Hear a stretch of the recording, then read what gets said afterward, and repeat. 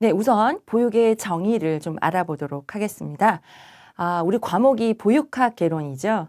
자, 보육 전반에 대한 내용을 다루는 과목이라고 보시면 되고요. 그렇다면 우리가 지금 시작하려고 한 이 보육학 개론, 보육이라는 건 무엇인가라는 걸 정확히 이해하고 갈 필요가 있겠습니다. 물론 공부를 시작하셨기 때문에 보육에 관심도 있고 보육이 무엇이다라는 것쯤은 알고 계시고요. 어린이집에서 일어나는 것이다라는 것, 그리고 영유아를 돌보는 것이다. 뭐 이런 일반적인 의미는 알고 계실 텐데요. 법이나 또는 사전적인 의미로 보육은 무엇인지를 좀 정확히 구체적으로 살피면서 이 정의를 통해서 보육이 담고 있는 내용과 보육의 중요성 이런 것들을 함께 살펴보도록 하겠습니다. 네, 보육의 정의 영유아 보육법에서는요. 보육은 어린이집에서 영유아를 건강하고 안전하게 보호하고 영유아의 발달 특성에 맞는 교육을 제공하는 사회복지 서비스를 의미한다는 겁니다. 자, 여기서 보면 어린이집에서라고 하는 거죠. 그래서 보육은 어린이집에서 일어나는 게 맞고요. 자, 우리가 영유아들이 다니고 있는 기관을, 영유아 교육기관을 본다면 이제 어린이집과 유치원을 이야기하고 있는데 영아와 유아가 함께 다니고 있고 이 아이들을 모두 보육하는 곳이 어린이집입니다. 그래서 보육은 엄밀히 말하면 어린이집에서 일어나는 것이다 라고 보시면 되겠고요. 자, 그 안에 담긴 내용들을 좀 볼 수가 있겠는데요. 영유아를 건강하고 안전하게 보호한다는 거죠. 네. 그래서 무엇보다도 중요하게 생각하는 것이 건강과 안전입니다. 영유아가 어린이집에 와서 몸도 마음도 건강하게 자라고 또 안전하게 보호되고 보살펴질 때 보육의 어떤 목적이 달성된다고 볼 수가 있겠고요. 그러면서 더불어 영유아의 발달 특성에 맞는 교육도 제공한다라는 거죠. 그래서 기존에 이제 우리가 보육이다라고 한다면 보호, 돌봄 이런 이야기를 많이 했는데요. 그 보호와 돌봄이라는 의미 안에는 교육도 포함되어 있다는 거죠.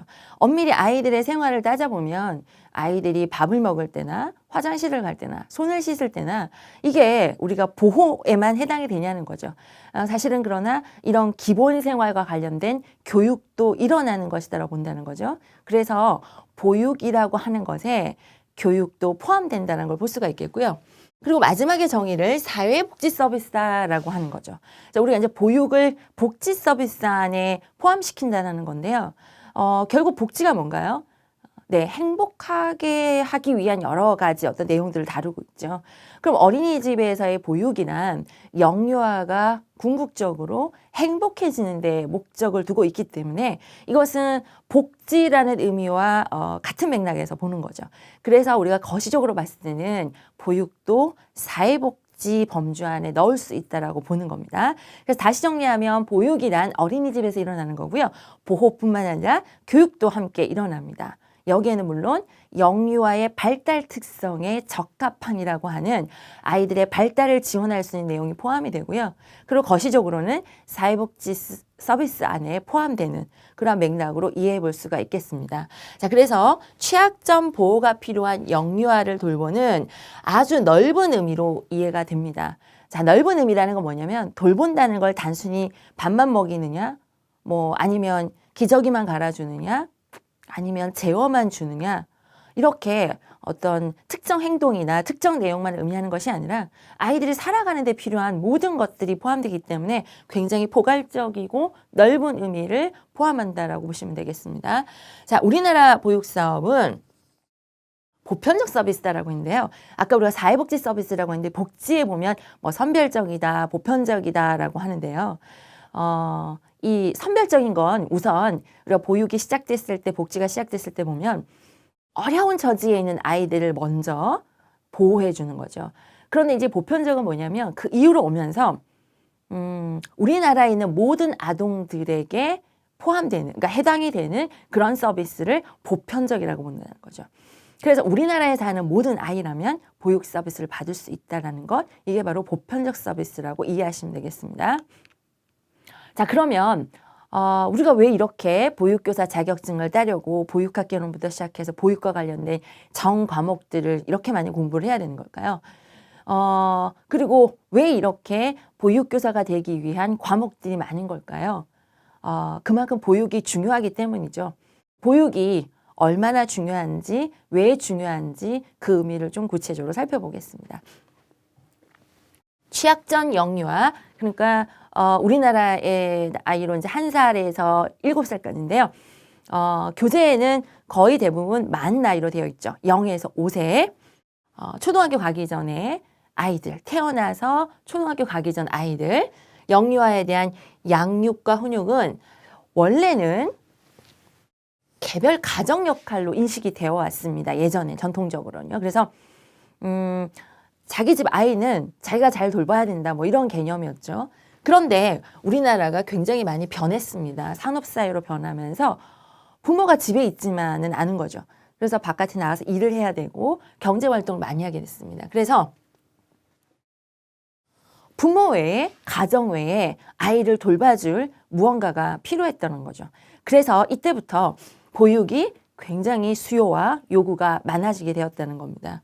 그리고 지금 최근 들어서는 아주 많은 나라에서, 세계 여러 나라에서 질 높은 보육이 국가의 굉장히 중요한 정책 과제가 되고 있다는 거죠. 왜 그럴까요?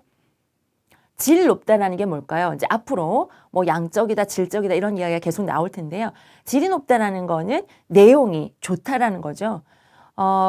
예전에 보육이 처음 시작했을 때는 아이를 안전하게 돌보고 아무 일 없도록 돌보고 그리고 이제 기본적인 것들 먹고 자고 뭐 이런 것들만 좀 잘 이루어지면 뭐 그게 보육이다, 보호다라고 했지만요.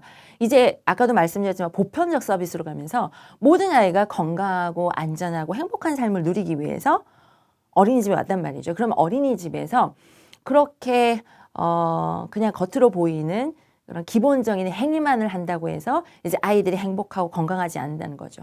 아이들에게 좀 더 나은 그런 교육과 보호가 이루어져야지만 아이가 건강하고 행복하게 자랄 수 있다는 겁니다. 그러려면 어린이집 안에서 이루어지는 보육 서비스, 보육의 내용이 훌륭해야겠죠. 그 훌륭하다는 걸 질적으로 표현하고 있는데요. 먹거리도 분명히 훌륭해야 되겠고요. 그리고 아이들이 하는 여러 가지 경험과 활동도 훌륭해야 되겠고요. 어린이집 환경, 환경이라고 하면 교재 교구라든지 또는 아이들이 생활하는 시설 이런 것들이 다 훌륭해야 된다는 말이죠. 이런 것들이 잘 갖추어져 있을 때 아이들이 건강하고 안전하게 그리고 궁극적으로는 행복하게 잘 살아갈 수 있다는 겁니다. 많은 아이들이 이제 가정을 벗어나서 어린이집에 또 기관에 맡겨지고 있습니다. 그건 우리나라뿐만 아니라 많은 다른 나라에서도 그런 상황들이 벌어지고 있는데요. 그래서 세계 여러 나라가 이제 이렇게 기관에 맡겨지는 영유아들이 좀 더 건강하고 안전하고 행복하게 살아가기 위해서 우리는 무엇을 제공하고 무엇을 담아야 되는가라는 굉장히 고민을 많이 하면서요. 이제는 어린이집 개수를 늘리자, 뭐 어린이집을 짓자 이게 문제가 아니라 어떤 질 좋은 서비스를 통해서 아이들이 좀 더 건강하게 자랄 수 있도록 할 것인가. 이게 이제 국가 과제가 된 거죠. 세계적으로 다 공통적이라고 보시면 되겠습니다. 우리나라도 지금 이제는 어린이집의 양이 중요한 시점이 아니라 질적인 부분을 굉장히 많이 고민하고 있죠. 그래서 이제 아이들에게 주어지는 경험의 내용, 그리고 경험의 수준, 이런 것들이 얼마나 발달에 적합하고 연령에 적합하고 아이들이 자라는 데 의미 있는 것인지, 아이들이 생활하고 있는 공간이나 그런 환경이 안전한지, 그리고 아이들의 주변 어떤 여러 가지 그런 인프라들이 아이들이 건강하게 자라고 행복하게 자라는데 정말 의미 있는 것들인지 이런 것들을 고민하게 되었다는 겁니다. 그래서 지금은 질적인 수준 향상을 위해서 굉장히 많은 노력을 하고 있는 단계라고 보시면 되죠.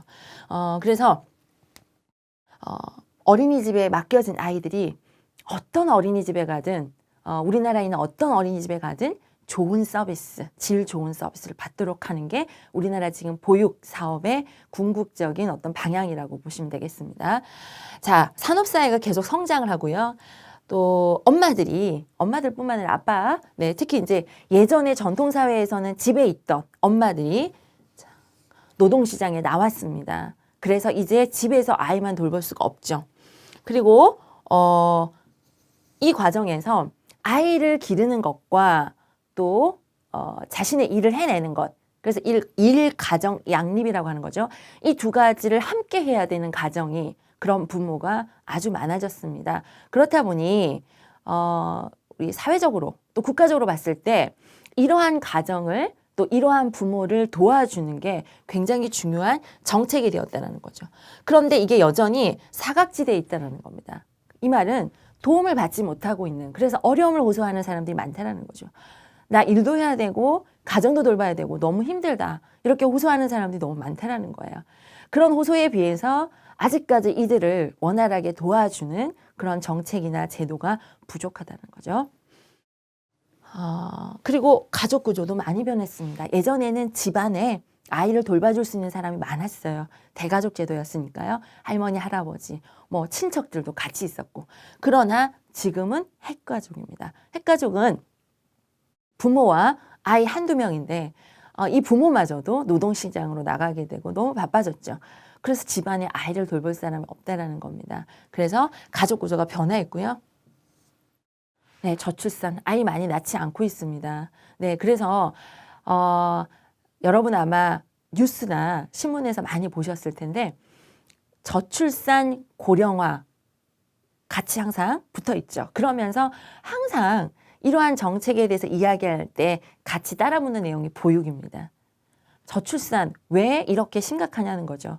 아이를 낳고 기르는 게 힘들다는 겁니다. 그래서 지금 우리나라는 이걸 어떻게 보육으로 한번 해결해 보겠다라고 하는 취지를 갖고 있어서 항상 저출산 대책하면 보육이 함께 따라붙습니다.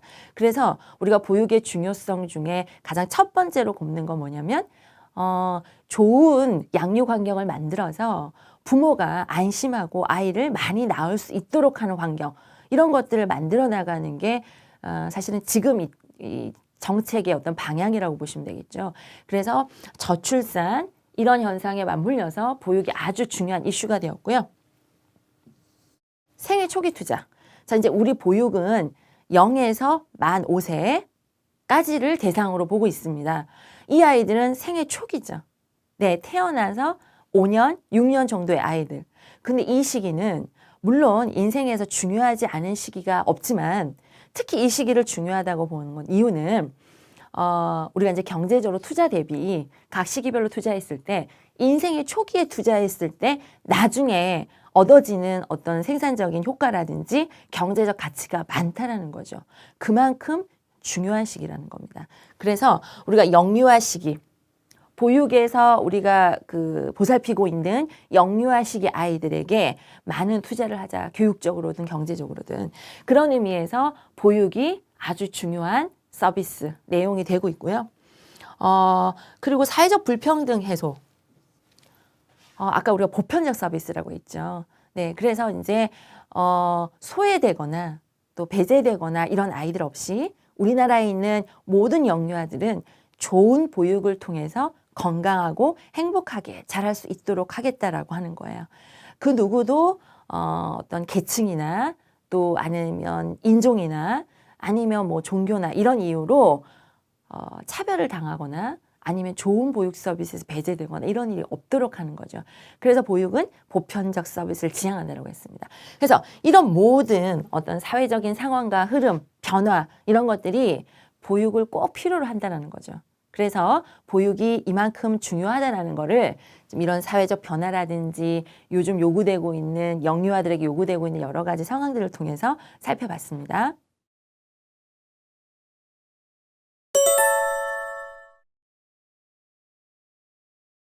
네, 이어서 우리가 사회적 변화를 봤는데요. 산업사회가 성장하고 있고 그러면서 여성이 또 어머니라고 하는 사람들이 또 부모가 노동시장에 많이 참여하게 되었습니다. 이것으로 인한 어떤 보육의 필요성, 중요성 함께 알아보겠습니다. 그래서 앞에서 했던 내용들을 조금 더 구체화시킨다고 보시면 되겠습니다.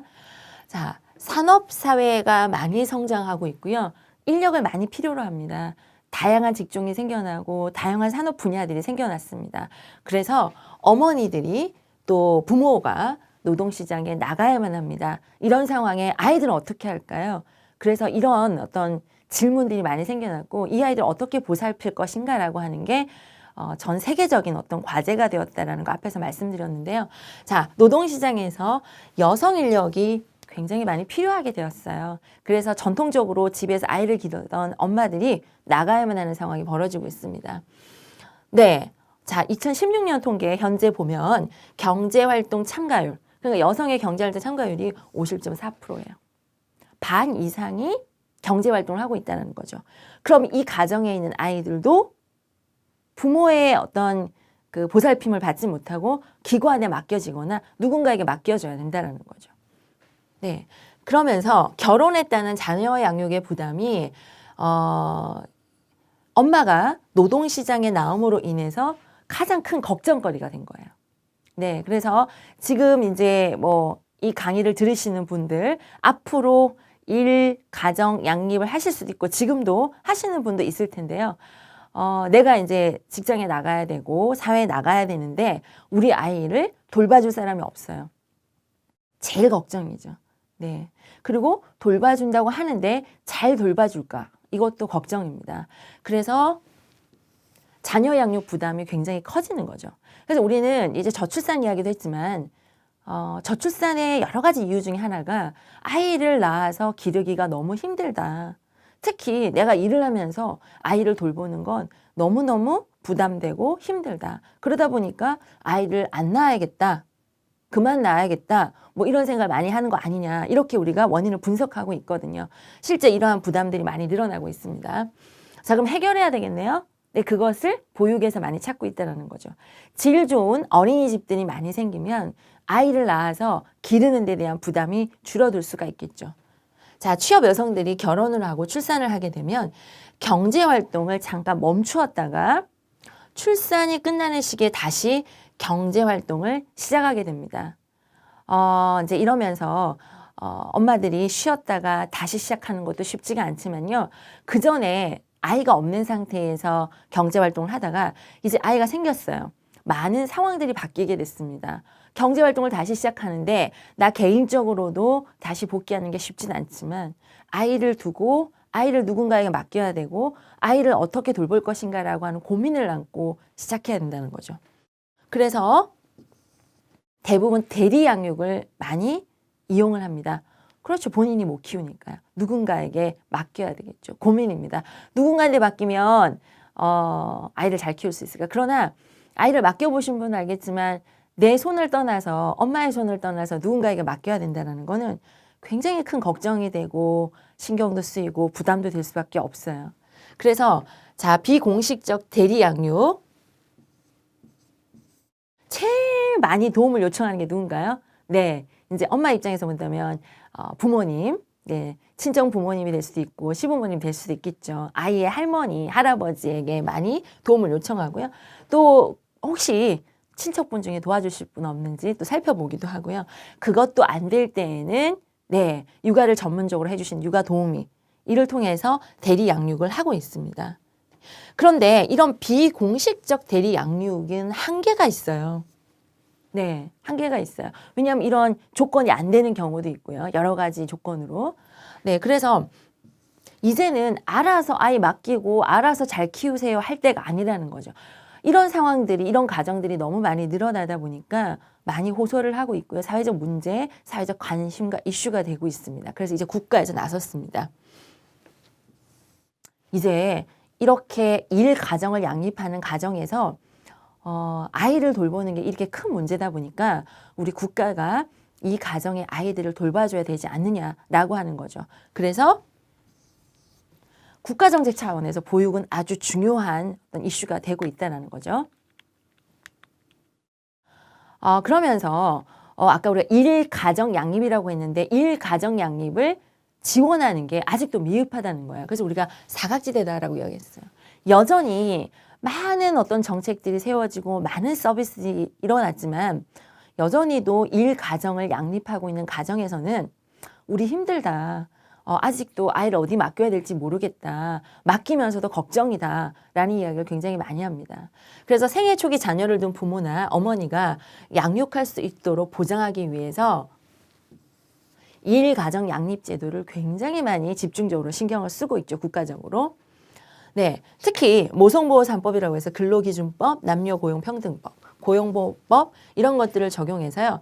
자, 출산한 어머니가 출산 휴가를 가질 수 있는 권리, 영아를 둔 부모, 특히 어머니가 양육을 위한 휴가를 유급으로 가질 권리 이런 것들이 규정되어서 일과 가정을 양립하는 이런 가정들을 보호하고 지지해주고 있다는 겁니다. 자, 여성 근로자의 경우는 정규직이 아닌 경우가 많은데요. 아까 이제 51.4% 중에 정규직이 아닌 경우도 많은데요. 자, 이런 경우에 앞에 있는 모성보호3법에서 적용하는 이런 모성보호의 정책의 수혜자에서 벗어날 수 있는 가능성이 많다는 이게 한계예요. 네, 그러면 아까 51.4% 중에 굉장히 많은 수가 비정규직인데 비정규직은 지금 모성보호를 위해서 만든 이 3법의 혜택을 못 받을 수 있는 가능성이 많다는 겁니다. 그래서 사각지대라는 거죠. 그래서 우리나라 취업모의 주요 특성상 일가정을 양립하기 위해서는 대리 양육 요구를 직접적으로 충족시키기 위해서 보육 서비스가 그만큼 중요해지고 있다는 겁니다. 이제 이 대리 양육을 보육으로 해결해 보자라는 거죠. 그러면서 또 다른 변화가 가족 구조가 많이 변화하고 있습니다. 부부와 미혼 자녀가 중심이 되는 핵가족이 증가하고 있고요. 네, 우리가 예전에 말했던 할머니, 부모, 아이 세대가 있는 3세대 확대 가족은 찾아보기 힘듭니다. 굉장히 많이 감소했죠. 만약에 그렇게 같이 산다면 부모가 경제활동을 하더라도 할머니, 할아버지가 같은 집에서 돌봐주면 되지만 지금 그럴 수 없고요. 주변에 살지도 않고 아직 멀리 떨어져 살기도 하고 뭐 거의 만나지도 못하는 그런 상황도 많죠. 그러다 보니 부모가 모두 취업을 하는 경우 자녀를 양육해 줄 수 있는 가족 차원 자원이 부족하다는 겁니다. 그래서 이 이유 때문에 국가가 또 사회가 이런 부분에 대해서 관심을 가지고 더 지원하려고 노력하고 있는 거죠. 거기에 한부모 가족도 증가하고 있습니다. 네, 여러 가지 사유가 있죠. 뭐 이혼이든 아니면 뭐 한쪽 부모의 사망이든 기타 여러 가지 사정으로 한 부모로만 살고 있는 한 부모와 자녀만 있는 이런 가정들도 증가하고 있습니다. 이런 부모 같은 경우는 그 부모가 경제활동 또 가정에 있는 가사 이런 걸 다 해야 되기 때문에 더 어려움이 많겠죠. 그래서 경제활동과 가사활동을 한 부모가 다 수행해야 되기 때문에 자녀 양육의 문제는 더 클 수가 있어요. 그래서 이런 경우는 보육 서비스가 더 필요하게 되었고요. 다문화 가정도 많이 증가했어요. 다문화 가정은 그렇죠. 이제 부모 한 명이 외국분이시죠. 이제 지금 그런 가정들이 우리나라에 굉장히 많이 늘어나고 있습니다. 이 가정들이 갖고 있는 어려움도 있겠죠. 네, 어머니가 되었던 아버지가 되었던 외국에서 우리나라에 들어와서 산다는 거는 부모에게도 적응 기간이 필요한 거고요. 또 여기서 아이를 길러내는 것, 그리고 부모가 민족이 다르고 나라가 다르다 보니까 길러내는 게 쉽지 않습니다. 그래서 언어 발달, 사회 적응 이런 문제들에 있어서 국가가 또 사회가 좀 책임져 줘야 될 그런 어떤 상황이 되었다는 거죠. 그래서 지금 보면 어린이집에도 실제 다문화 가정의 아이들이 많이 오고 있습니다. 그래서 이 다문화 가정의 아이들을 좀 더 관심을 가지고 지원하려고 노력하고 있죠. 전문적으로. 그래서 이런 어떤 상황들도 보육을 아주 중요하게 보고 있는 상황이라는 거죠. 그리고 저출산과 보육은 항상 세트로 우리가 이야기를 한다라고 했습니다. 저출산의 이유가 뭔가라는 걸 여러 가지 따져봤을 때 아이 낳아서 기르기가 힘들다 그거죠. 그래서 우리는 이제 못 낳겠다. 특히나 내가 일을 하고 있는 상황에서 경제활동을 해야 되는데 아이를 낳아서 기르는 거 쉽지 않다. 안 낳겠다. 이런 경우가 많다라는 겁니다. 그래서 비호나 만호나 이런 경향, 그래서 아주 결혼을 늦게 하거나 출산도 늦어지거나 아니면 출산 안 하거나 이런 경향이 많아지고요. 맞벌이 가정 증가하고요. 그리고 이제 이 자녀 효용도라고 하는 것이 조금 어미상 문제가 있을 수도 있지만 예전에는 부모가 자식을 낳아서 어때요? 내가 못 이루었던 거 네가 이뤄라. 그리고 어떤가요? 그래서 나중에 네가 나를 부양해야지. 그렇게 자식의 가치를 생각했는데 요즘은 그렇지 않죠. 네, 자식이 부모를 모신다라고 하는 개념, 그런 것들이 예전만큼 그렇게 강하지가 않습니다. 그러다 보니까 부모가 자녀, 그리고 부모가 자녀를 바라보는 관점이 그렇게 예전만큼 강하지가 않다는 겁니다. 네, 조금 씁쓸한 상황이긴 하지만 자녀를 바라보고 또 자녀가 부모를 바라보는 관점도 많이 변했죠. 그리고 출산에 대한 의지는 점점 약해집니다. 이런 어떤 가치관의 변화라든지 이런 것들을 인해서 내가 굳이 아이를 낳아야 돼? 그렇게 힘든 걸? 이렇게 생각하게 된다는 거예요. 다양한 저출산 극복 대책 중에 하나로 그래서 보육 정책을 우선적으로 둡니다. 그래서 항상 저출산하면 보육이 항상 따라오죠. 그래서 좋은 보육, 어린이집이 많이 생기면 믿고 아이를 낳아서 기르는 환경이 되지 않겠냐 이렇게 보고 있는 거죠. 자, 그리고 우리가 지금 다루고 있는 연령이 영유아입니다. 태어나서 초등학교 가기 전까지 영유아, 생애 초기죠. 이 아이들에 대한 이 시기에 대한 어떤 투자, 네, 이런 투자는요, 결국은 인생의 출발점부터 공평하고 또 평등한 이런 대우를 받으면서, 그러니까 그게 바로 보육이 되겠죠. 그런 보육을 받으면서 좋은 환경에서 좋은 보육을 받다 보면 가난한 아이든 그렇지 않은 아이든 모두 다 좋은 보육을 받게 되다 보니까 소외되거나 배제되거나 차별받는 아이들이 없게 되는 거죠. 그런데 이렇게 인생의 출발점에 좋은 보육과 교육을 받은 아이들이 많은 연구 결과 종단적으로 따라가 봤더니 아이들이 참 건강하게 자라있다는 겁니다.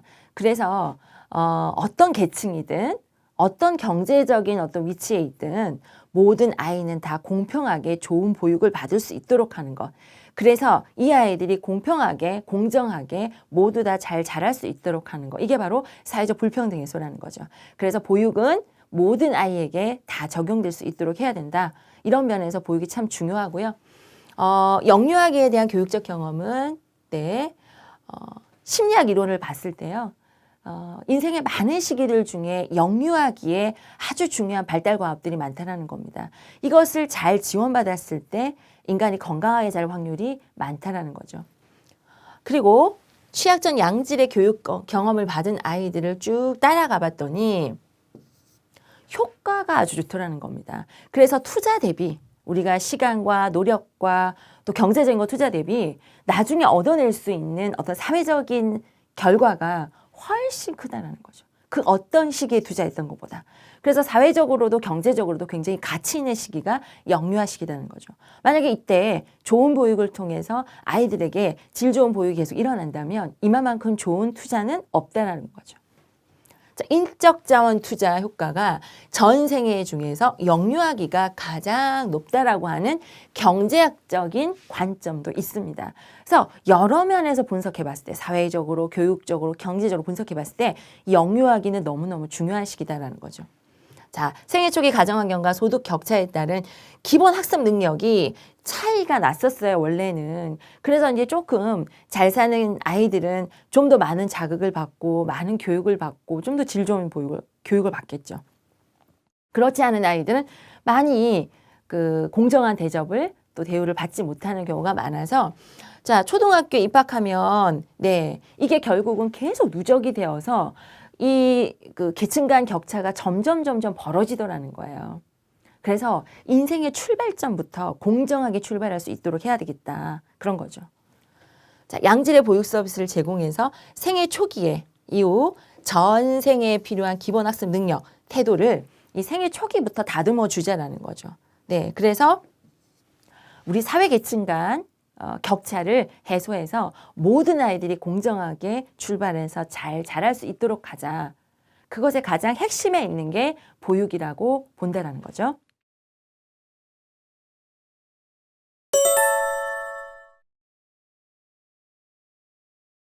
네, 그러면 우리가 보육의 개념을 쭉 정의했었는데요. 이 보육의 개념이 어떻게 좀 변해가는지를 볼까요? 이걸 보는 이유는 예전에는 보육이 이런 면이 중요했는데 지금 현재 이제 우리가 보육교사가 되려고 하는 보육 현장으로 가려는 이 시점에 보육에서 가장 중요하게 생각하는 건 무엇인가라고 하는 걸 보자는 거죠. 그래서 과거로부터 쭉 이어서 내려오는 보육이라고 하는 개념과 그 내용의 변청 과정을 통해서 지금 현재 또는 앞으로 우리는 보육 현장에서 무엇을 중요하게 다뤄야 되는가 이런 것들을 좀 살펴보도록 하겠습니다. 과거에 보육이 처음 시작할 때요. 네. 21년도에 태화기독교사회관에서 시작했는데 그때는 타가 사업으로 시작했습니다. 그래서 예전에 타가소라고 하는 거 들어보신 분도 있고요. 아주 생소한 분도 있을 겁니다. 처음에 시작은 타가소, 뭔가 맡아주는 거죠. 아이를 맡아주는 거죠. 그래서 그때는 사실 보육이라는 개념이라기보다는 아이를 맡아주는 거였어요. 근데 거슬러 올라가다 보면 여기서부터 보육이 시작된다라고 볼 수 있다는 거죠. 한국전쟁을 겪었습니다. 우리나라는 굉장히 혼란스러웠어요. 그러면서 고아나 미아가 많아져서 지금 당장 우리가 껴안아줘야 되는 요보호 아동, 보호가 필요한 아동들이 많아졌어요. 그래서 이 아이들을 우선 급하니까 모아서 보호해주는 보호시설의 성격이 아주 강했습니다. 처음 시작했을 때는요. 그래서 타가죠. 너희 그 위험한 아이들, 지금 공경에 빠진 아이들 이리 와. 모아서 보호해줄게라고 하는 보호시설, 타가시설로 시작을 했고요. 주로 빈민층 가정의 자녀를 단순 보호하는 목적으로 시작이 되었습니다. 자, 우리 보육의 개념 정의 다시 한번 돌아가 볼까요? 보호가 있었죠. 그래서 우리가 보육하면 보호를 먼저 떠올리는 이유가 뭐냐면 보육이 처음 시작했을 때도 이걸 목적으로 했다는 거죠. 그러면서 또 변화가 된 게 1961년 아동복리법이 제정되면서 타가 사업이 법적 근거를 가지게 되었어요. 그때는 사회적 상황이 갑자기 너무 혼란스러워지고 어려운 아이들이 많아져서 우선 아이들을 급하게 모아서 보호해 줬습니다. 그런데 이제 이런 아이들이 많아지고 이런 아이들을 좀 더 잘 돌보려다 보니 법이 필요했죠. 그래서 아동복리법을 제정하고요. 이런 법적 근거 하에서 아이들을 맡아서 돌보게 되었습니다. 자, 구빈사업. 빈곤하고 어려움에 처해 있는 아이들을 구해주고 보호해주는 그런 사업자 성격을 가졌던 타과 사업이 점점 어려움을 돌봐주는 것뿐만 아니라 좀 더 네가 행복할 수 있도록 해줄게 라고 하는 복지의 개념 쪽으로 가기 시작합니다.